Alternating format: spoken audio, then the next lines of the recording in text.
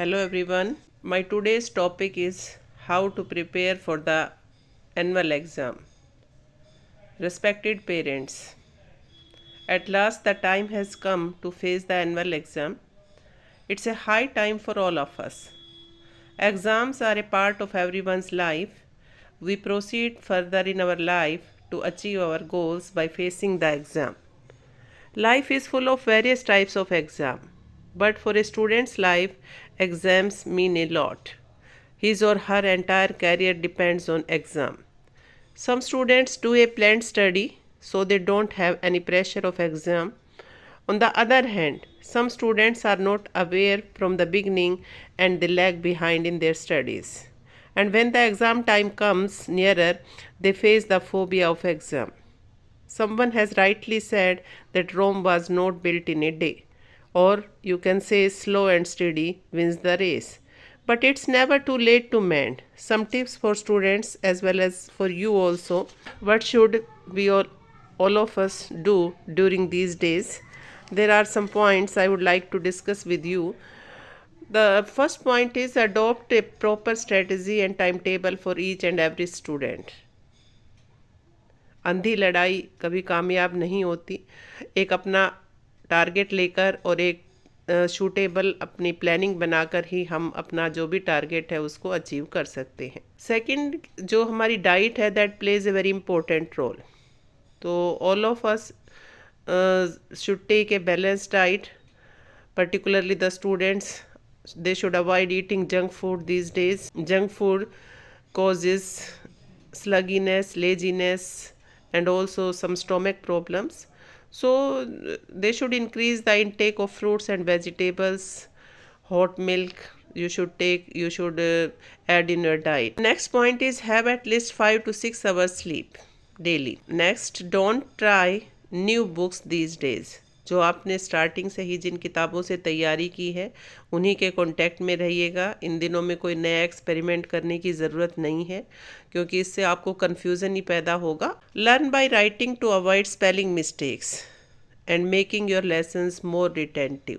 जब आप चीज़ों को लिख लिख कर याद करेंगे तो आपका लिखने का भी स्पीड बढ़ेगा और दूसरा आपकी जो भी गलतियां हैं उनका भी आप में काफ़ी सुधार कर पाए। Next point is the most important one, stay away from your mobile phones. Mobile phones एक तरह से एक एडिक्शन बन गया है स्टूडेंट्स में, छोटे से बड़े सभी में ही। तो इन दिनों में आप मोबाइल से थोड़ा परहेज़ कीजिएगा और अगर ज़रूरत हो बहुत ज़्यादा तभी आप उसको यूज़ में लीजिएगा। जब आपको लगे कि इससे आपको कुछ स्टडी से रिलेटेड काम करना है, only then you should use it.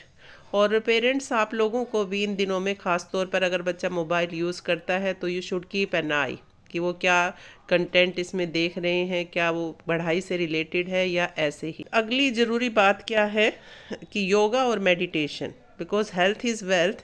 तो अपने अगर आप हेल्थ का ध्यान रखेंगे तभी आप अच्छे से अपनी स्टडीज़ कर पाएंगे। तो उसके लिए योगा और मेडिटेशन आप कीजिएगा डेली। पेरेंट्स अपने बच्चों के टच में रहें और बच्चे अपने पेरेंट्स के टच में रहें। जो भी अपनी प्रॉब्लम्स है वो उनसे शेयर करें। और स्ट्रॉन्ग विल पावर होनी बहुत ज़रूरी है। एग्ज़ाम का प्रेशर मत लीजिएगा, एग्ज़ाम को सीरियसली लीजिएगा, but don't make it A phobia. कहते हैं कि गया हुआ वक्त कभी वापस नहीं आता। Time once gone can not be recalled, so don't waste your precious time in idle things.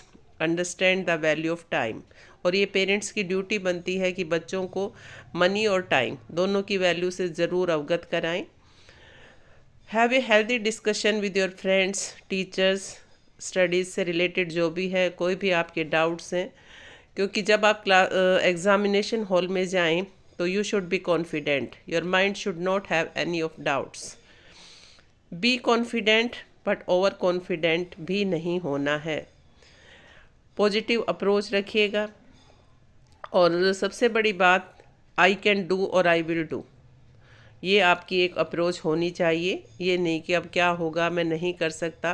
Everything is possible, because impossible word also says I am possible. Give time to the chapters according to their weightage in the exam. Don't compare yourself with anyone, you should be your own competitor. Be firm determined, strong will power you should have.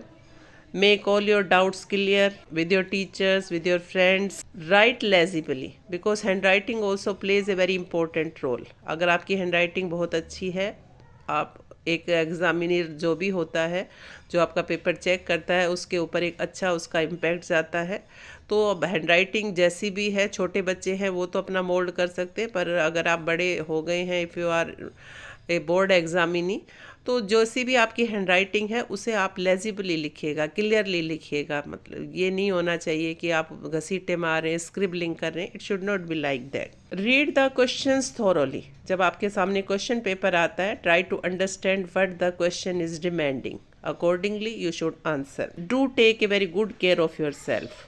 जैसा मैंने कहा पहले भी कि health is wealth, yoga, meditation, तो इन सब चीज़ों का आप यूज़ कीजिएगा। तो मुझे पूरा यकीन है कि आप इन टिप्स को अगर फॉलो करेंगे और पेरेंट्स कोऑपरेट अगर बच्चों के साथ करेंगे तो ज़रूर उनके बेहतर रिजल्ट्स होंगे और डिज़ायर्ड रिजल्ट्स होंगे। And all the best for your exams. Thank you. Have a nice day.